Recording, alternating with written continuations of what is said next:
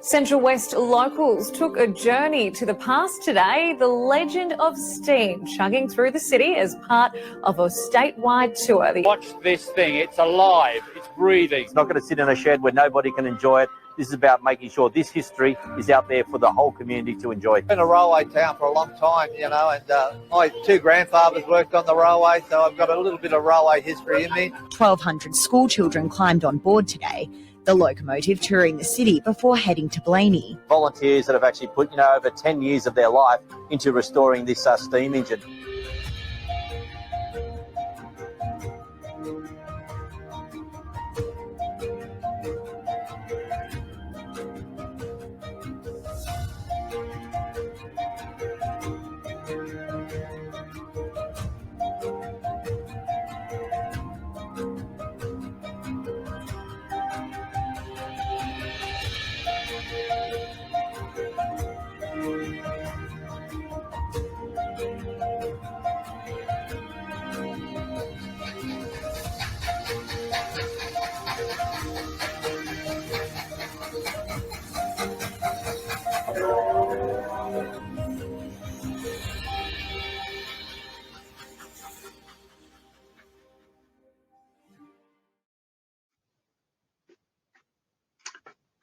Welcome everyone. Some great scenes there from 3801's very successful regional tour to Western New South Wales earlier this year in June. Thank you for joining us for this virtual members information forum. We have about 110 registered members to attend this evening. A particular welcome to our new members and anyone joining this virtual members information forum for the first time. I hope you're all keeping safe during these very uncertain and challenging times. For those who don't know me, I'm Rob Mason, Chair of Transport Heritage New South Wales, and hope you are keeping safe no matter where you may be this evening. I'd like to acknowledge that I'm hosting this meeting on the lands of the Gadigal people of your nation. This evening we are meeting on many lands, and I also acknowledge the traditional custodians of the various lands in which you are situated today, and the Aboriginal and Torres Strait Islander people participating in this meeting. I pay my respects to elders past, present and emerging, and celebrate the diversity of Aboriginal peoples and their ongoing cultures and connections to the lands and waters of New South Wales and Australia. We've got a lot to get through this evening. Following an update from Andrew and myself, you'll hear from Board Director Del Butt and Company Secretary Peter Waters about some important changes to membership. We will then move into introduce some minor amendments the board is proposing for the THNSW Constitution to be put forward at this year's AGM. At the end, we'll have Q&A and we'll answer as many of your questions as we can. We had every intention of making these members' information forums, as well as this year's AGM, available to people in person as well as online. However, due to ongoing restrictions, we don't think that's going to be possible. So we'll be continuing with this format for the time being. So first of all, for a quick update from me as chair. The board and I are sincerely appreciative of all the efforts of our volunteers and staff who rose to the challenge and delivered a very big programme of activities in the first half of this year.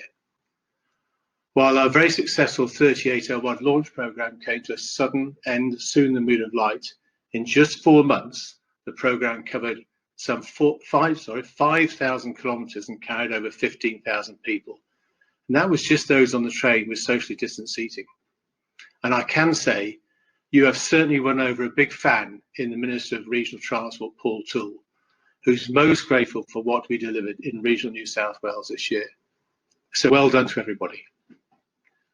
Whilst 3801 has certainly been the star of the show this year, I'm acutely aware of the excellent work undertaken by our volunteers and staff right across the organisation, whether it be at Thirlmere, Valley Heights, Chullora, Broadmeadow, or those in the office as well. And while it may not feel like it right now, the time will come when we once again reopen. That's why the board are working closely with Andrew and the team to ensure we put our best foot forward when that time comes. Before I hand over to Andrew, all members should have received an email this evening with a notice of election for one board director position, as well as a call for life membership nominations for this year's AGM. As explained in the election, as explained in the notice of election, one board of director position is up for election this year, being the position currently held by David Ireland. We've also called for nominations for life membership. Life membership is the highest honour we can bestow on any living member and is designed to recognise individuals' contribution so it is so special that they stand out far beyond others. Not just what the nominee has given to our organisation in terms of volunteering their time over the years, but also how they've given that in terms of demonstrating our own values and behaviours as per the Code of Conduct. I encourage everyone to think about nominating those around you who you think are worthy of being considered for this award.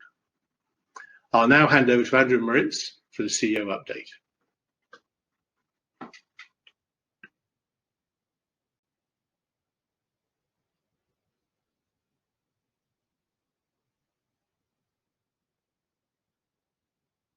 You're just on mute there, Andrew.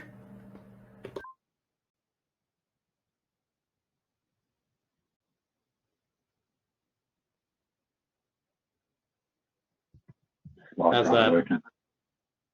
Thanks, Rob. I think we might be back on the air, hopefully. Welcome, everyone, and thank you for joining tonight's Members Information Forum. This evening, I'm going to provide a brief update on our 2020-21 financial year results, the operational heritage fleet, our major projects, including the Loop Line and the Heritage Hub at Chullora, and our priorities for this financial year. As Rob mentioned, we've had a very successful first half of this year, particularly with 3801 returning and increased Loop Line operations. As you can see on the screen, as restrictions continued to ease throughout last financial year, even with our strict social distancing measures in place, our numbers had begun to return to healthy levels. Indeed, in April and June, we experienced our best attendance at the New South Wales Rail Museum and passenger numbers on the Loop Line in over 5 years. And as Rob mentioned, we carried in excess of 15,000 passengers behind 3801. All things considered, we ended the financial year quite well, with over 33,000 passengers aboard our heritage trains and some 35,000 visitors to our two museums, being the New South Wales Rail Museum and Valley Heights Locomotive Depot. It's important to note that these numbers were achieved with the strict social distancing measures in place and represent around half of our record pre-pandemic visitor and passenger results. So again, a big thank you to all those volunteers and staff who helped us reconnect with the community during the brief period that we were able to do so. We'll obviously have more to share on these results when the annual report is produced and along with the papers for this year's annual general meeting in November. And I'm sure, like everyone else, we all look forward to the day we'll be able to welcome visitors and passengers back once restrictions ease again. Now I'm going to move on to the operational heritage fleet. And as Rob said, we're now taking this latest lockdown as an opportunity to progress a number of projects and prepare ourselves for when demand returns. That's why, under very strict COVID-safe working conditions, our fleet maintenance team are continuing work on a variety of projects, most notably carriage restorations and the return to service of diesel locomotive 4916. The 3 carriage refurbishments will help deliver an improved onboard experience as well as additional capacity for the main line and Loop Line services. And I'm pleased to reveal for the first time this evening, carriage FS 2122, which rolled out of the paint shop for the first time this morning. And doesn't it look fantastic? You may also not be aware, we no longer have the luxury of hiring in diesel locomotives to support our mainline operations, which we did in previous years. So diesel locomotive 4916 is therefore being reactivated to provide more efficiency and redundancy in our diesel fleet. This brings me to the Loop Line project. And as we've shared in previous member forums, we have big ambitions for the Loop Line, including returning heritage trains to Colo Vale in line with the New South Wales Government's election commitment. As a result of a detailed engineering assessment and product feasibility study, we outlined the extra funding that would be required in order for the government to fulfil its election commitment. And I'm pleased to say these discussions are proving very positive, and I'm confident we'll have more to say on this very soon. In the meantime, we've been working to prepare for major upgrades to the Loop Line, which will include replacement of 5,000 metres of rail between Kurraja and Buxton. And I think everyone knows this section of the line suffers from crippled joints, and this will be the largest upgrade to occur on this section of the line since the New South Wales Rail Museum first opened, and will enable us to operate heritage trains more safely and efficiently long into the future. Now, a quick update on our other major project, the Heritage Hub at Chullora. We've completed the detailed design for Phase 1 works, which are to refurbish the tank annex building for the storage of rolling stock, and are awaiting approval from TAHI, the Transport Asset Holding Entity, to enable us to go to tender for these works. Like the Loop Line project, both of these projects are subject to government funding and government's final approval. And once this is provided, we'll then be able to provide members with the definitive delivery timeframes for both projects. On the sector front, I'm very pleased to report we've received 29 applications for this year's Transport Heritage Grants program, requesting close to $500,000, well in excess again of the funds available for the program. And indeed, I'm looking forward to seeing the wide range of projects that have been submitted this year. Applications are currently being assessed, and a recommendation will then be made to the Independent Funding and Advisory Panel, with successful recipients to be announced in October. Looking ahead now to our priorities for this financial year. While planning in the current climate is certainly a challenge, and we remain committed to our business plan for 21-22. This includes delivering works to support our two major projects, being the Loop Line upgrade and the Heritage Hub at Chullora. Reactivating and rebuilding our customer engagement at both the New South Wales Rail Museum, Valley Heights Locomotive Depot Museum, and out on the main line once those restrictions ease and we're able to do so. Maintaining our core business obligations of collection care, asset maintenance, restoration and reconstruction, and delivering in partnership with the custodians a program of works to maintain and support the New South Wales government-owned heritage transport assets. And last but by no means least, securing a new funding deed with the New South Wales government post 30 June 2022. And finally, before I hand back to Rob, we've been having great success with our new online retail store. And if you haven't visited the store recently, I encourage you to do so. Just 2 months into this financial year, and we've already surpassed 50% of last year's results. This is giving us great confidence to invest and expand in our retail range, so you can expect to see new products come online in the coming months. That's all from me at the moment, so back to you, Rob. Thanks, Andrew. I'm now going to hand over to our life member and fellow board director, Del Budd, along with company secretary, Peter Waters, to talk about the membership product changes being introduced. Over to you, Del. Thanks, Rob. Hello, everyone. For those who don't know me, my name's Dale Budd. I've been a member since 1962, and currently I'm serving as one of your elected board directors. Just to remind you, the membership product review came about following feedback from members at the 2019 AGM. And that feedback was that both the renewal process and the current membership structure were potentially confusing and needed tidying up. I was certainly one of those who found renewal complicated. The board therefore established a working group to review our membership products.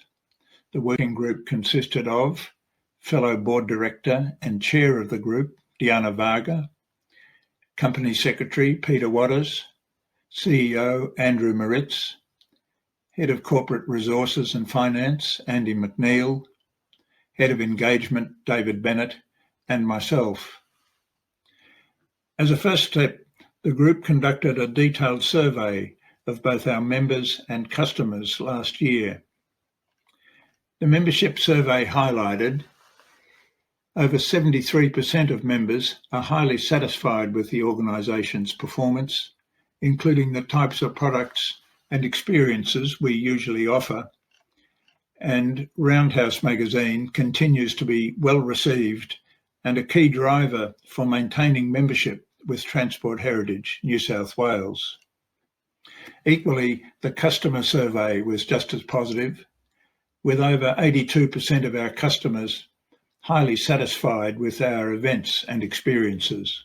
Given these positive results, the board determined it would not seek to make any major changes to the existing membership and annual pass products. Instead, we would focus on removing the barriers inhibiting membership growth. We wanted to eliminate the confusion that has come into the membership system in recent years. You will hear more about that from Peter Waters in a moment. For example, we wanted to move to a new membership system, making it easier to join and renew, as well as in future, making it easier to see membership pricing when booking tickets online. Second, refreshing membership benefits to ensure clear differentiation between Transport Heritage membership products and the annual pass. And third, simplifying our membership structure, making it less confusing for members and reducing complexity with administration. In a moment, I'll hand over to Company Secretary Peter Waters to explain the changes that have been agreed by the board.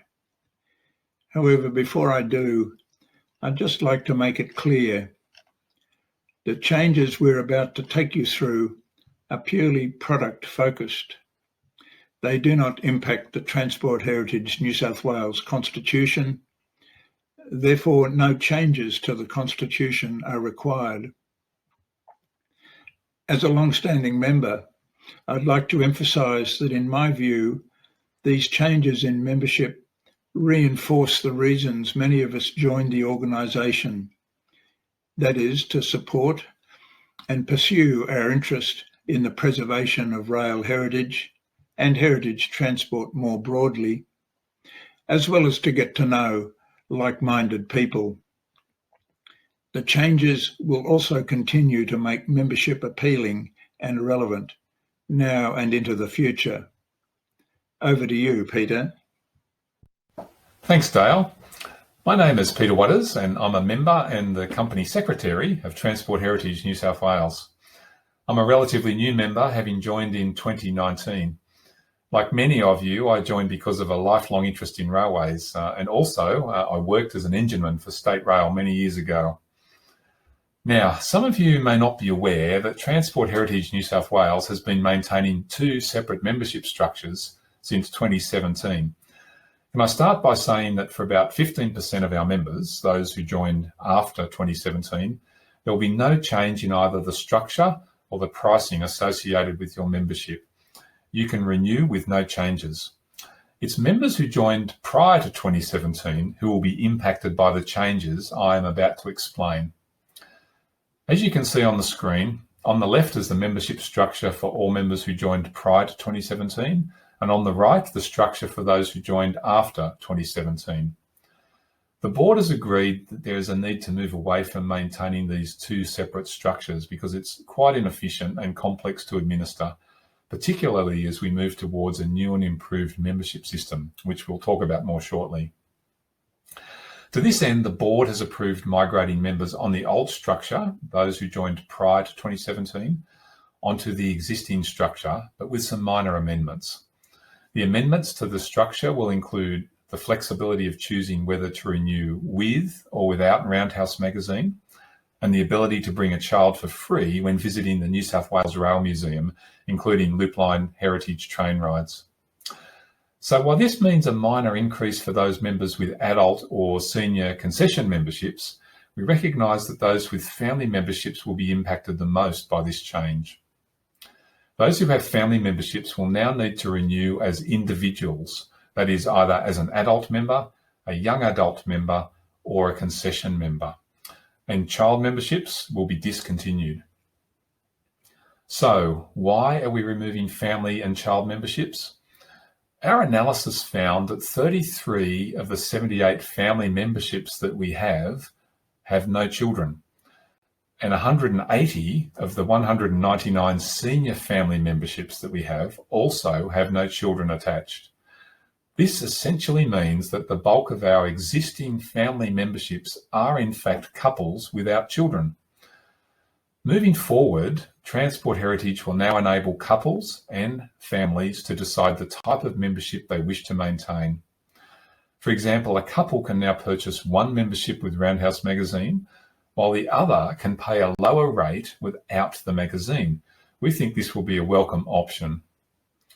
Now, with respect to child memberships, the current situation is that under the Constitution, members under 18 years of age are not eligible to vote, which makes child membership almost obsolete by definition. Similar organisations to ours do not offer family or child memberships for this reason.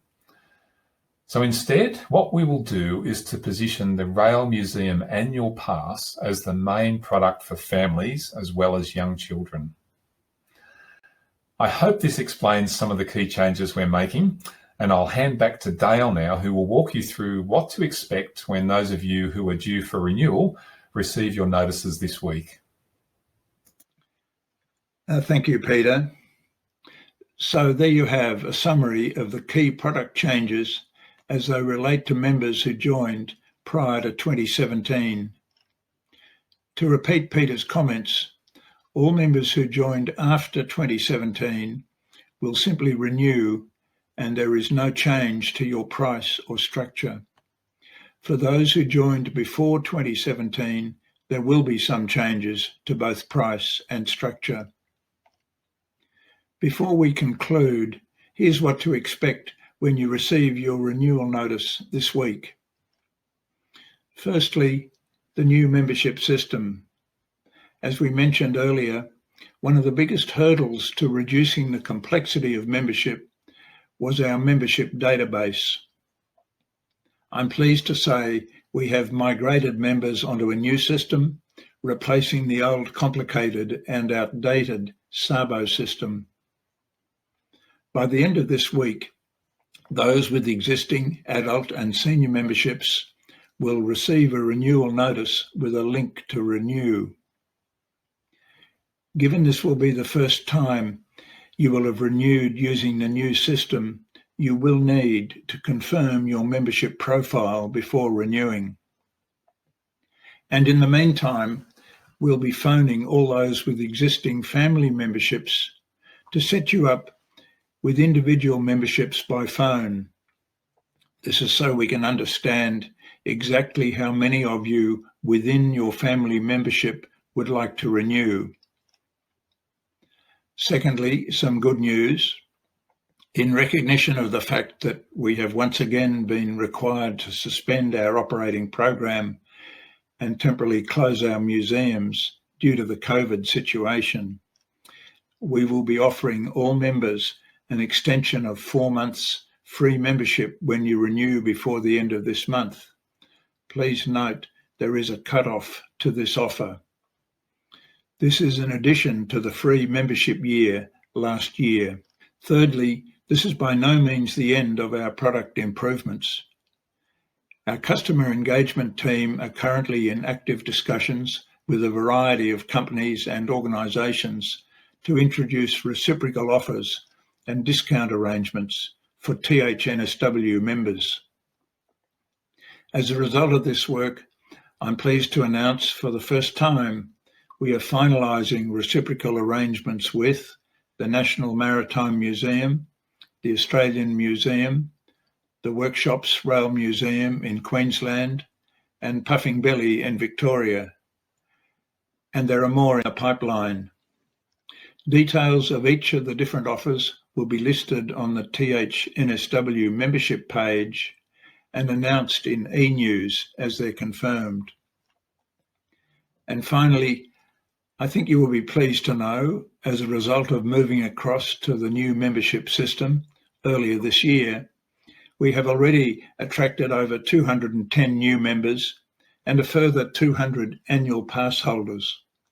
So clearly, people are willing and eager to join. Thank you for your attention and your support as we embark on this change.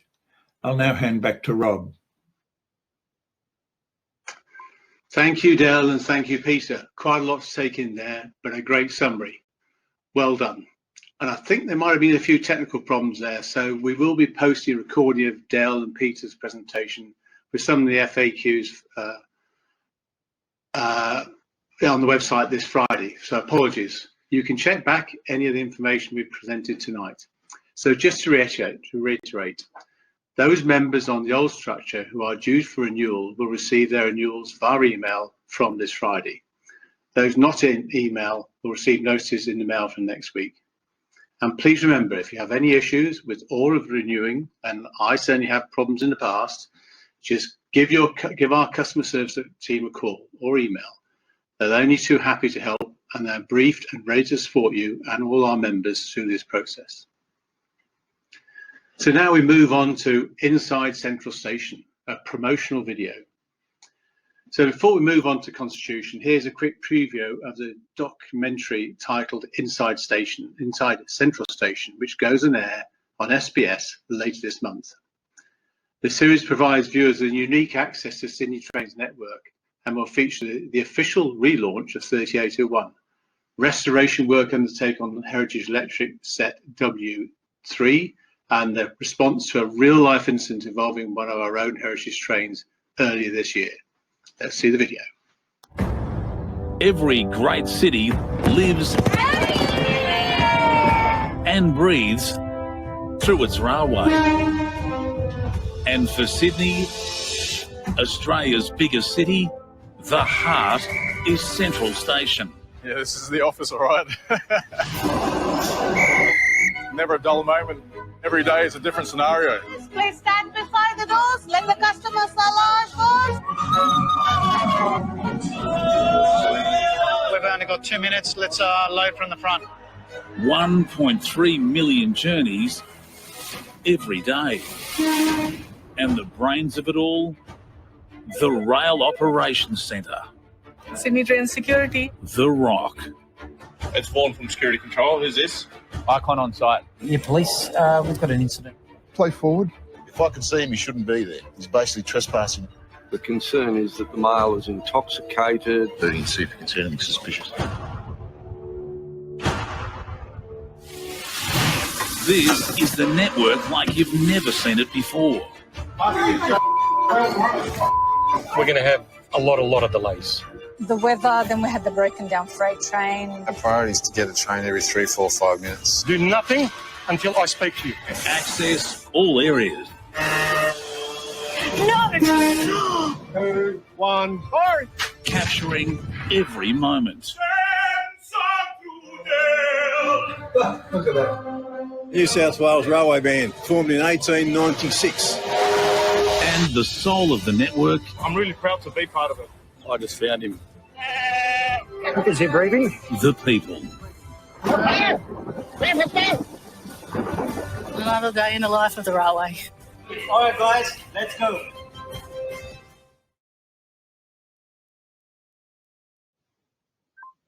Excellent. And yes, I'm really glad I don't have to worry about those sort of things anymore. Anyway, dates for when the Transport Heritage New South Wales features in the series will be shared with members in the next e-news. We now come to the constitutional amendments recommended by the board, and Peter and I will talk about that. I'm going to ask Company Secretary and member Peter Waters to speak to this in a moment, but first a few comments from me as Chair. The purpose of raising this tonight is to alert members that board will be proposing some changes to the Constitution at this year's AGM. There'll be more detailed explanatory information available with the AGM papers when they're released later in October. As in previous years, these changes will be subject to a special resolution, which members will be asked to vote on at the AGM. Specific detail of the resolution will be provided as part of the notice to the AGM, which will be sent to members with the AGM papers and available on our website close to the time. As you've heard earlier from both Dale and Peter, none of the proposed changes involve changes with respect to membership. Peter, can I now ask you to speak on the proposed changes? Thanks, Rob. As the company secretary, I have duties as described both in the Constitution and in company law with respect to establishing and maintaining proper governance processes within Transport Heritage New South Wales. The board will be recommending a number of straightforward amendments to the Constitution at this year's AGM.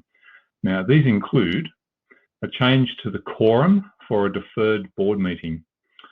The current quorum requirements for a board meeting are difficult to achieve when one or more elected directors may be absent for whatever reason. Indeed, at last night's board meeting, one of the elected directors experienced IT difficulties. So while we had 7 out of 8 directors present, we didn't actually have a quorum to commence the board meeting. Now, fortunately, the IT issue was resolved within about 15 minutes and they were able to join, but if they had not been able to get through that problem, the Constitution requires the board to defer the meeting to the following week. If the board is unable to achieve a quorum at that deferred meeting, then it gets deferred again.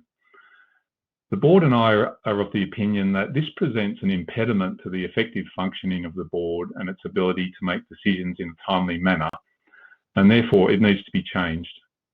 Recognising that the makeup of the board and the quorum for a board meeting was an important principle to members when establishing the Constitution, the board has determined that no change should be made to the quorum requirement associated with the first meeting of the board. However, at a deferred meeting, the quorum requirement should not be quite as onerous and require a minimum of 2 elected directors and 1 appointed director be present for the meeting to proceed. This change will prevent the board from finding itself in the position that it is unable to meet repeatedly to conduct business because it can't achieve a quorum. Now, the next change is removing the expired transitional provisions for elected directors and non-elected appointed directors. And this is a fairly straightforward change. The transitional provisions were put into the Constitution to establish rotation of elected and appointed directors from 3 years ago, and they are no longer relevant. So as we've now fully transitioned to the rolling board cycle, they can be removed. The next change is automatic lapsing of membership if a member's annual fees are not paid within 1 month of the due date. A 1-month period is in line with current business practice, and the vast majority of members renew before their actual membership expiry date to ensure that they maintain their benefits. This change will ensure that members' benefits are available only to members who remain financial. And as you heard earlier, we are expanding the member benefits on offer, and so it's only appropriate that these be available only to financial members. And lastly, there are some general small improvements for clarity and ease of reading, and these include some new definitions of terms, simplifications of some wording and phrases, moving some clauses so that they align with related clauses, and tidying up of some repetitions and duplications. These changes are all about making the Constitution easier to read and interpret, both for members and the board. As Rob indicated earlier, an explanation of all of these changes, along with both a marked up and a clean version of the amended Constitution for adoption, will be provided to members as part of the 2021 AGM information pack. Members will be asked at the AGM to vote via special resolution to adopt these changes.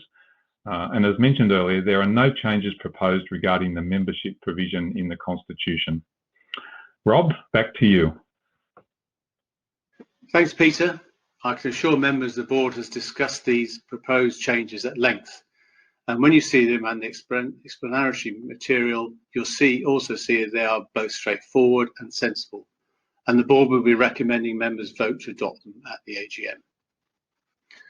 So now we move over to your questions. As per the housekeeping video at the start, to ask a question, simply click on the blue hand icon at the top right-hand corner of your screen.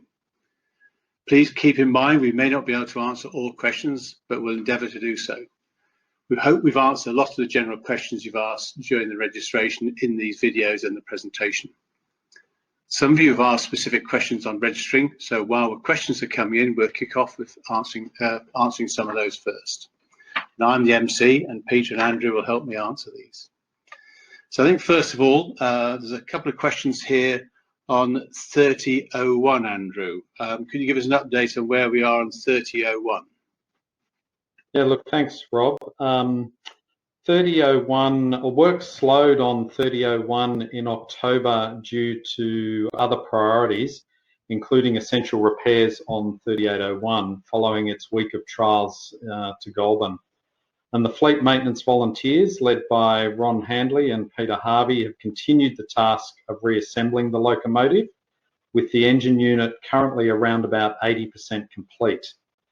One new coupling and connecting rod are currently in production due to defects identified with the existing components, and materials are on hand to commence repairs to the tender underframe. Progress on completion will continue as time and other operational requirements allow. We're looking forward to seeing 3001 return to service in the near future. Thanks, Andrew. Another couple of questions which obviously have been mentioned in the presentation by Dale and Peter, but concerning family membership. And I think, Peter, if you could just give us a bit more update on the family membership and how people get information. Thanks, Peter. Thanks, Rob. Yes, family membership, as you're aware, we talked about that during the presentation just a short while ago. Renewal notices will be sent out later this week, and for those who have family memberships, someone will actually get in touch with you directly to discuss your options. We think that the explanation of the changes is quite clear, but just for clarity, we'll make sure that every family understands what the best way forward is for them. Thanks, Peter. So yes, there'll be some very personal discussions there because people need to choose what's best for them. One other question on 44211, Andrew. Hasn't been seen recently, it hasn't been seen at Steamfest, and I can't see anything on the THNSW website. Any update on 4211? Yeah, thanks, Rob. Look, I got this update from Ben earlier today, and indeed 44211 was stopped from mainline operations in 2014 due to the condition of the bogies, primarily the main axle bearings and traction motors. It was used for a time on shunting, but suffered an internal engine failure during 2016 and has since this time been stored.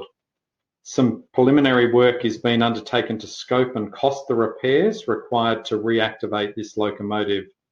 And it's already evident that this is a very large scope of work is going to be required, including complete bogie overhaul, complete engine and ancillary equipment overhaul, and significant corrosion repairs. Thanks, Andrew. Now, one of the highlights of the year is normally Transport Heritage Expo at Central Station. What's happening in 2021? So I'll take that one if you like, Rob. Certainly we're in discussion with our event partners for Transport Heritage Expo, as we are for a number of other events or regular events in our calendar. Obviously, we're all awaiting, I guess, the lifting of restrictions and understanding what restrictions might continue to be with us for some period of time. But certainly we are planning for a return to all of our major events and activities in 22, as far as restrictions will allow. Thanks. Obviously, people haven't been able to travel during this COVID experience we're going through at the moment. Have we considered the idea of having donations from some of our members to support some of the restoration work? Thanks, Rob. I think that I'll take that one if you like. So certainly members can donate at any time by visiting the website. And indeed, as part of membership renewals, it's a great time to consider making a donation to Transport Heritage New South Wales. You can direct that donation either to our general reserve or activities funds, or indeed specific projects which are listed on the website there. Thanks. One question about when we finish the lockdown, will we be running up the Blue Mountains? Andrew again. Sure. So look, our regular program includes runs up into the Blue Mountains, certainly the Hydro Express, and we're exploring some other product options for train excursions into the Blue Mountains. So keep an eye on the website for details of our train trips. Obviously, that probably won't start now until next year, 2022. But always check back in at the website, and as members you'll obviously receive notification of any of our train trips when we're putting them on sale. Okay, one more on the family memberships. So I'm really concerned that this new pricing will push family memberships out of the affordability range for many. Why is there no support for families, which is how the Heritage Railway will continue to grow into the future? I think might be one helping Peter there. Thanks, Rob. Look, I think as we mentioned earlier, there are very few families that have children attached under our family membership, and the pricing change will not make much of a difference to those. So we don't believe that it's going to discourage junior members from being part of the organisation. And as I mentioned, someone from the office will be in touch with each family that has a current family membership, especially those who have children attached, to discuss the options. We think the change will be quite moderate and certainly won't be a discouragement. And following on from that about the younger members, there are a number of active, keen and committed volunteer members who are under the age of 18. What form of membership will be available to these young people to enable them to receive Roundhouse, members e-news, members tours, notifications, etc.? Probably Andrew initially. Yeah, I'll take that on. So certainly at the moment, as I think everyone is aware, volunteering and under 18 and our duties of care to children, and indeed the law establishes that someone under 18 is a child. We have temporarily suspended volunteering for under 18s at this point in time. Certainly we would encourage, I guess, anyone to participate in our activities. Subscriptions obviously are available to Roundhouse, and indeed the annual pass is also available to keep people engaged with all of our activities. So indeed, again, anyone who is in that situation at the moment, we will be reaching out to you and having a discussion about what your options are. Thanks, Andrew. Another one for you. Has the transfer of selected rolling stock commenced to Chullora Heritage Hub? So thanks, Rob. Indeed, we have moved a number of items out of Broadmeadow at the moment and relocated them either to new custodians or indeed a couple of items to the large erecting shop at South Everleigh. The movement of rolling stock into the Heritage Hub won't occur en masse until such time as the facility is ready to accept that rolling stock. We have a bit of refurbishment work, and for those members who were fortunate enough to tour the tank annex when we took a tour of that a couple of years ago, you'll recall there is no track actually laid in that building at the moment. So one of the refurbishment works of that building is to install track to enable us to place the rolling stock into that building. So again, once TAHI give us the approval to go to tender for that work, we'll be able to update members with significantly more detail about the timeline for those activities to occur. Thanks. One of the questions about the membership benefits. We saw the Australian National Maritime Museum mentioned there, but what about Sydney Maritime Museum and the Sydney Heritage Fleet? Are there any considerations of talking to that group about benefits, mutual benefits? And obviously they do some restoration and training. Yep, so look, thanks, Rob. Certainly we're open to any groups that wish to partner with us in this way, and that's a great suggestion. We'll certainly follow that one up. Okay, how and what the go with 3642? What's going on with 3642? Yep. So 3642 is still part of our operational fleet. I think as we've previously communicated, 3642 is in need of some refurbishment and repair works. It is still serviceable and is our backup engine for mainline activities, and it is in our program going forward.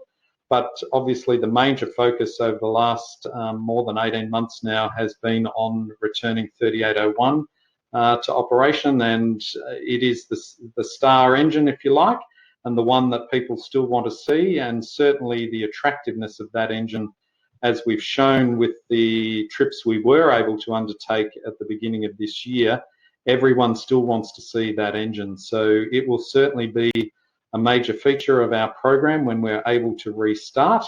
But as we've indicated, the fleet maintenance team probably have more than enough work to keep them busy for the next couple of years. So the program certainly is carriages at the moment, followed by, as I indicated, 3001, and then we will be determining the next projects from that point. And going back to those carriages, what's actually under restoration at Silmere at the moment? Maybe something you need to get roundhouse later on. I may, forgive me if I get this wrong. Certainly we've been undertaking repairs to the TBC at the moment. This was the carriage, members will be familiar, was the carriage involved in the incident at Revesby earlier this year. So there are quite extensive repairs required to the TBC, and we've been able to bring those forward at the moment because we're not operating any trains. And so Ben and the team have really got stuck into those repairs on the TBC. As you saw from the photos earlier, FS 2122 has just come out of the paint shop. And I'm going to have to take a rain check on the third carriage, which has escaped my memory just at the moment. But there are 3 currently in the workshop being overhauled. And of course, what that will allow us to do, it gives us both improved passenger experiences, but increased capacity. And as we've seen with the return to service or return to operations after the COVID lockdown last year, we're required to undertake social distancing on our carriages, which means they're quite lightly loaded. Indeed, a 64-seat car might only have 32 people on it. So indeed, having more carriages available to us for operations when we return to operations will give us more flexibility and more capacity. It also allows us to take some other carriages that are in need of much attention or love and attention out of service to enable them to be looked after and repaired, whilst not diminishing our ability to stage operations. Thanks. There's one here on a staffing issue which wouldn't be appropriate to answer on a website. Also, there was one earlier on about constitutional changes. Hopefully that has been explained by Peter in his presentation as well, and be more information on the AGM notice for that. There's one here which is really quite nice to hear. The last board wrap, the chair's wrap on the website was May 2021. Why are the board wraps so slow in getting posted on the website? Didn't know anybody read my wraps. There you go, Rob. They're not in vain. So I'll take that one. Indeed, the board, the last meeting of the board was in May, and then as Peter has alluded to, there was a board meeting last night. So there was a bit of a gap in the traffic between board meetings between May and August. That's not unusual at that time of year. The board will be meeting again in September, and then following that again in October. So you will see board wraps coming out again very shortly for last night's meeting and then those following meetings. Thanks, Andrew. How many new members have joined this year? So, Rob, I'll answer that one. We've had a great response throughout this year. Combination of things, I believe, certainly as I'm hoping you will all experience when you come to renew or log in. Our new membership system makes it much easier for people to join online. There's no more downloading a form and posting that in. You can join straight away online. And also, of course, the return of 3801 has boosted our profile and boosted interest.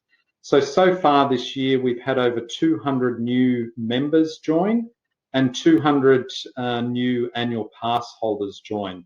So it certainly, I guess, is evident that our membership is growing, and our membership products are being, I guess, targeted to the specific audiences, as Peter and Dale spoke about, successfully, so that we've got a good influx of new members joining. And the last question I've got so far is, what about 3830? Yep, so 3830 is, as members will know, is the powerhouse or Museum of Applied Arts and Sciences locomotive. We continue to be in discussion with MAS about locomotive 3830. We have been hampered at the moment in obviously people being and contractors being able to attend site to undertake inspections and scoping work. But once restrictions ease somewhat, we look forward to having further discussion with MAS about the future of 3830. Thanks, Andrew. Well, we don't seem to have any more questions on my screen, so I think that brings the Q&A to a close, and also brings to a close this evening's member information forum. We hope you've really had a good time and got a lot of information out of this. Our next forum will be part of this year's AGM, which will be held online, as I said earlier, on Tuesday. Please note that's a Tuesday because we go online and don't have to have the weekend. Tuesday, the 30th of November. So please put this date in your diary. I repeat that, Tuesday, the 30th of November, online. Remember, you can keep up to date with everything that's happening at THNSW by following our social media channels, if you're of that era, or visiting the website. Thanks for joining us, and have a good evening and stay safe. Thank you.